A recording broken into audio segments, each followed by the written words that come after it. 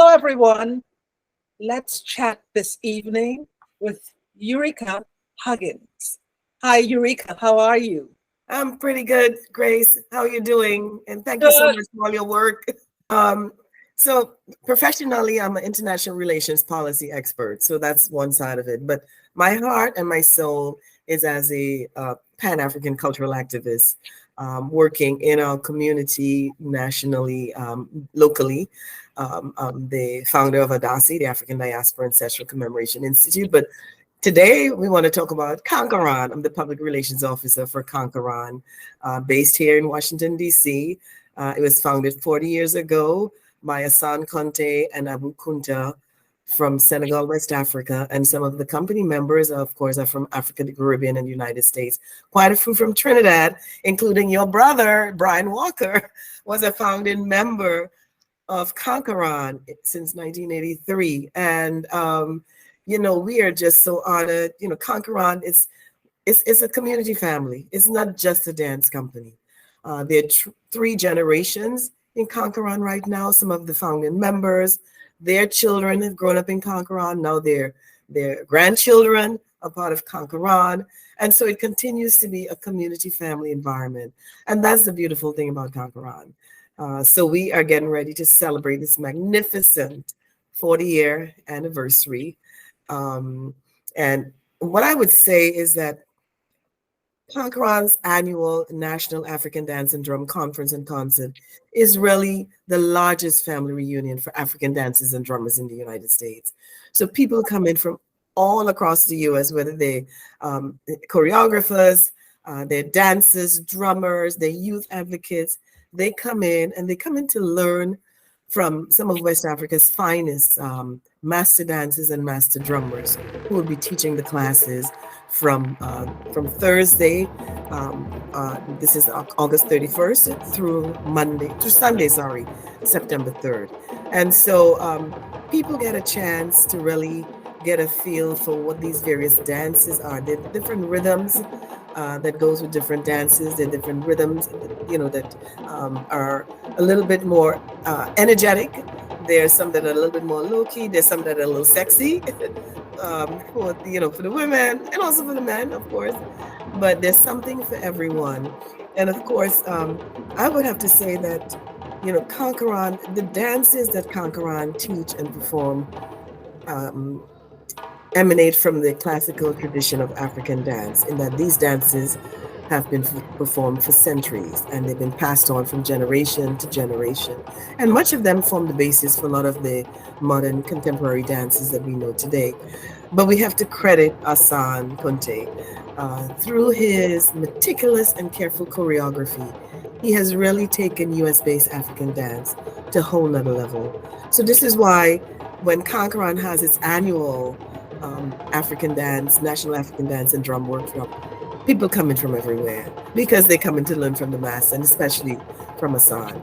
So the highlight also for the 4 days of African Dance and Drum Workshop is really the annual concert, the annual production. And this year in particular, we have guest artists from across the US who will be in the concert. We have Kankouran's own senior company, the children's company, and the community class participants. So it's a big, huge family affair. And I should also say, quite a few of the Kankouran members are from the Caribbean. So it's something that I think we should be proud of. Suan Ford, who grew up as a young person. She was a teenager, started in Kankouran with the Mayor's Summer Youth Employment Program.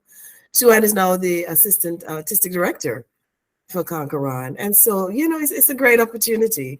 Eurica, tell us how you took on this very vital role and the demand that you have pretty much committed yourself to continue to foster this excellence for the community, our Caribbean community, and the intermarrying of the West African community through the art of its originating dance. How did you become so involved?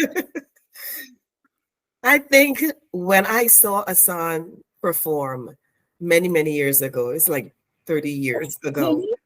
I was so amazed. I just said to myself, whatever that man is doing, I need to be a part of.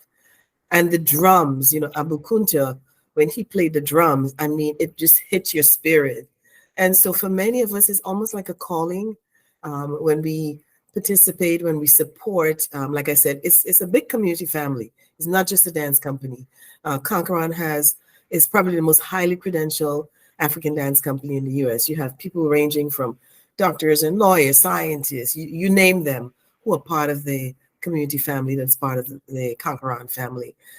So for me, it was when you dance and drum, you're really, it's ageless, because remember, these rhythms are centuries old, passed on from generation to generation. So it's timeless, and it's a feeling. It's spiritually rewarding. It's therapeutic.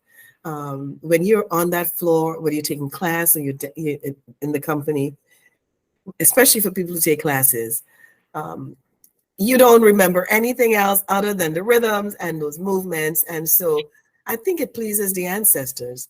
I really do. I think they are happy that we didn't forget who we are. They're happy that we are still speaking and dancing with those rhythms in our soul, in our spirit. Yeah. So that's why I'm in Ankara. Well, I know that you do the more or less the administrative oversight, and I wondered too, did you ever consider doing the dance itself? I do dance. I take classes, and when we do have certain dances, well, of course, I perform with the community class when we have our annual concert, and when there's certain dances that I feel very connected to, especially when Assane is choreographing a piece that looks at Africa and the African diaspora, and how Africa has translated, or how Africa is, even through the oppression and degradation of slavery, we still have ways to express our true cultural identity. So sometimes when we do dances like the Shango, I mean, I participate. I just you can't help but feel this spirit that is so in tune with the rhythms and the movements. So I do dance. I do dance. But I do strictly the PR pieces, the radios, the interviews, so forth. And you do it so exceptionally well. Thank Tell you. us in your words, what does it mean when you say the Shango dance? What does it mean? People associate Shango with Mhm. all types of, you know, their own iteration. Interpretation. You tell us what it means to be in a Shango dance.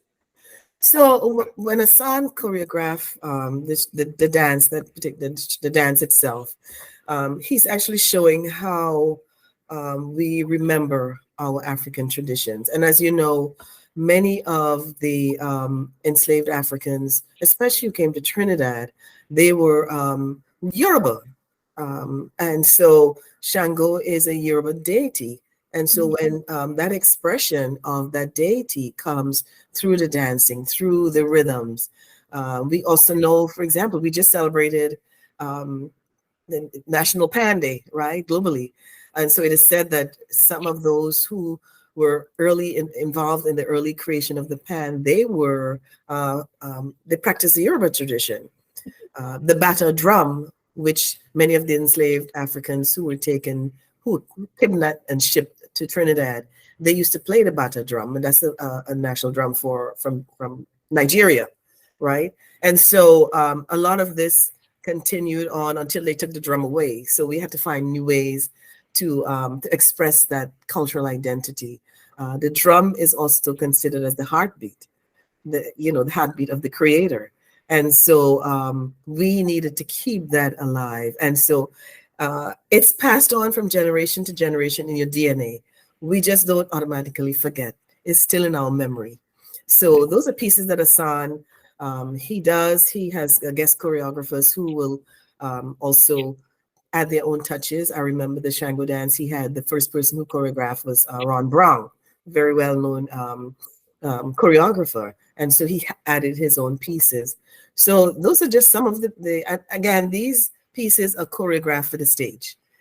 So it's not, like if you go to a feast In Trinidad, for example, it may not be necessarily reflected in that way, but some of the movements will be reflected per se. And as we are on the topic of the Shango, how, let's say, to the ordinary mind, like I would perhaps share, we associate Shango with being in a state of possession. Mm-hmm. Is that an interpretation that, uh, again, it's really not as authentic as it should be, and that we should understand, just like you just shared, that the Shango itself is a what I understand is respecting the deity, Yes. respecting the the ability for us to remain connected to Yeah. our history. Yep. Exactly. And again, like I said, Assane, when he does his choreography, he choreographs this for the stage. So he will take traditional pieces and choreograph it for the stage. Whenever he does, like the Shango, again, we may not necessarily be seeing everything that we see if you go to a real feast in Trinidad. But also remember that our ancestors, when the Roman Catholics or the priests and whomever they were trying to impose that religion on the ancestors, they found smart ways to mask it. So Shango with the Legion of Lights became Saint Michael, right? So Shango has the sword, so they were able to hide these deities behind um, the Catholic saints. But again, our dances are choreographed for the stage so that people can really understand. And then, of course, there's some elements that go into it. When we, for example, when we pour libations, when you begin a ceremony by pouring libations, which is an offering to the ancestors, when you're inviting them. When you come to Kankouran, you will hear a drum call, and a drum call begins all ceremonies. It is asking for the blessings of the ancestors. It is inviting them to come and be a part of this special occasion. So it's, the African dance and drum is not just a bunch of people jumping up and down. Every dance has a meaning. There are different rhythms that go with different dances. There are different costumes that go with different dances. So it's, so you have dances for celebration, for childbirth. You have dances for good harvest, agriculture. You have warrior dances. And sometimes, we have to think about even some of the rhythms that are used today in some of the music. It may be exciting rhythms that, maybe warrior spirits, right? The warrior energies within us. So it's important that we connect with who we are, and it's important for us to understand. And so I think that when people come, especially to the National African Dance and Drum Conference this Labor Day weekend, it also kicks off African Heritage Month. I think they'll see a little bit of something for everyone. If you just want to test out just a little dance, and you don't want to, strain yourself, there are dances that are like that. There's some dances that's so energetic, even I wouldn't tell. But there are people who do come because they want to be challenged. Yeah. And would you say too that in the experience of coming to a conference with Kankouran, that it is likely that you may find yourself, you being in the audience, may find yourself highly motivated to just burst into dance? Yeah, you probably will. You probably will. And what a lot of people do is they start taking dance classes. And even the children, when you see the children perform, people come with their kids, and so their kids want to join the company. The other thing too is like it's like a big fashion show. For the concert, the highlight of the 4 days of African dance and drum. It's like a big fashion show. People come dressed with their finest African clothing, and it's almost like a big community event, a national community event. So it's like an unforgettable experience. Eurica, I want you to just remind our audience again what an epic experience they can have by coming to the national conference with Kankouran, and please tell us more about it. Sure. So you're going to experience 4 days of African dance and drumming by master dancers and master teachers who are from Senegal, Mali, Guinea, Liberia, and the Republic of the Congo. These are people who are West Africa's finest master teachers. They have studied the techniques. So people come in from all across the US to learn these techniques, and they take it back with them so that they can teach in their own companies or teach in their own communities. It's a lot of excitement. I mean, the classes can start from 9 a.m. until 9 p.m. That is how serious people are about the dance and the drum. It's a lot of excitement, and the community itself. And then you also get to see the highlight, which is on Saturday, September 2nd, which is the concert at I'm sorry, not this. The concert is going to be at Crampton Auditorium at Howard University. And so come on out and just have this experience. I'm telling you, you will not forget. You're going to start doing some African dance and drum, possibly. But you're going to feel so invigorated, so spiritually rewarding, and it's so therapeutic. So for all of us here who are always claiming our links to our history, we're inviting us all to come and experience the earthing of our culture, where it began. Yes. And so what is the website that we should go to get this information? Sure. So the website is www.kankouran.org. You can also call the office at 202-518-1213. Again, it kicks off this 4 days of National African Dance and Drum Conference and Concert, kicks off African Heritage Month. It's the largest family reunion for African dancers and drummers in the US, and many of the company members and people who come are from the Caribbean. So come on out and support, especially those of us who've been holding on, trying to preserve and to share this rich culture of Africa through dance and music. And kudos again to Brian for all that he gave to Kankouran as one of the founding members of Kankouran. And even people like Richie and Suan, Padmore, there's so many of them from Trinidad. And their children. And their children grow up. Yes. Yes. Eurica, thank you again for taking time. Thank you for remembering Brian. And he certainly has been embodied in, the work that you continue to do and that we continue to express. And we are so grateful for this opportunity to come out to see you guys. And the culmination of it all happens at Crampton Auditorium. Yes. Is it on the Saturday, September 2nd, 8 p.m. Okay. And we can get the tickets online at www.kankouran.com. And you can get it from Howard University box office.